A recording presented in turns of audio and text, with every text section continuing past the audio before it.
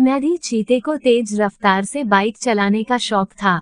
वह कोई काम तो करता नहीं था, जब देखो तब हरित्वन की सड़कों पर अपनी बाइक दौड़ाता नजर आता। पहले तो मैडी अकेला ही बाइक चलाता था, लेकिन कुछ दिनों से टिकी लोमड़ और बैडी सियार भी उसकी टीम में शामिल हो गए। सुबह हो या रात, तीनों मिलकर हरित्वन की सड़कों पर खूब तेज बाइक चलाते। बाइक चलाते हुए मैडी और उसके साथी सड़क पर चलने वालों की बिल्कुल परवाह नहीं करते। हनी मुर्गी और उसके बच्चे कई बार मैडी की बाइक के नीचे आते आते बचे। उस दिन तो हद हो गई। वाईटी खरगोश चश्मा लगाए साइकिल पर जा रहा था, तभी मैडी, टिकी और बैडी तेज रफ्तार से अपनी बाइकें दौड़ाते हुए सामने आ गए। बेचारा वाईटी हड़बड़ा गया, उसके हाथ से साइकिल का हैंडल छूट गया। धड़ाम, मैडी की बाइक वाईटी की साइकिल से जा टकराई।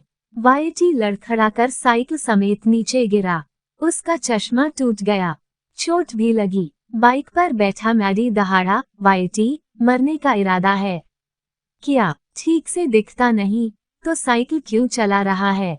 वाईटी ने मैडी की बात का कोई जवाब नहीं दिया।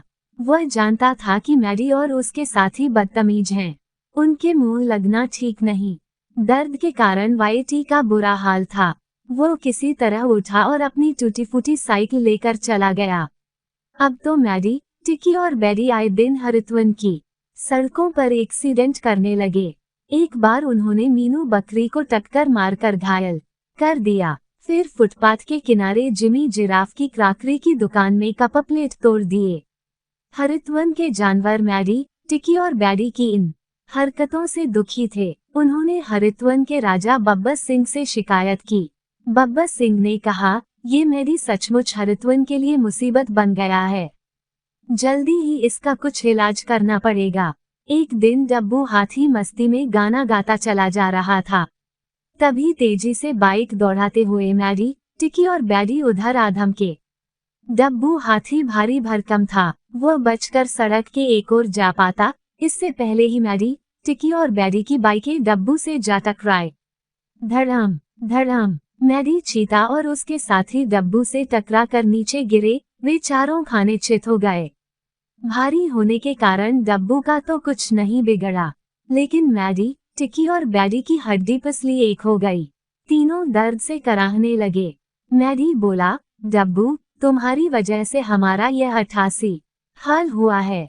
मैं तुम्हें इसकी सजा जरूर दूंगा। सजा तो तुम्हें मिलेगी मैडी, तुमने बहुत दिनों से जानवरों की नाक में दम कर रखा है। अचानक पीछे से राजा बब्बर सिंह की आवाज सुनकर मैडी और उसके साथी चौंक गए। लेकिन महाराज, हमारी क्या गलती है? गलती तो इस मोटे डब्बू की है। बाइक की आवाज सुनकर भी यह रास्ते से नहीं हटा, मैडी हकलाया। चुप रहो, मैंने सब कुछ अपनी आंखों से देखा है। गलती डब्बू की नहीं, तुम्हारी है। तुम्हें डब्बू को हटाने के लिए हॉर्न बजाना चाहिए था। फिर तुमने बहुत तेज बाइक चलाकर और हेलमेट न पहनकर हरित्वन के ट्रैफिक नियमों को तोड़ा है। कई एक्सीडेंट करके नुकसान किया है। तुम्हें इसकी सजा मिलेगी, बब्बर सिंह ने कहा। मैडी और उसके साथी बब्बर सिंह की बात सुनकर बगलें झांकने लगे। उन्हें जेल में बंद कर दिया गया। भारी जुर्माना भी हुआ। इसके बाद मैडी, टिकी और बैडी ने कभी भी तेज रफ्तार में अपनी बाइक न चलाने की कसम खा ली।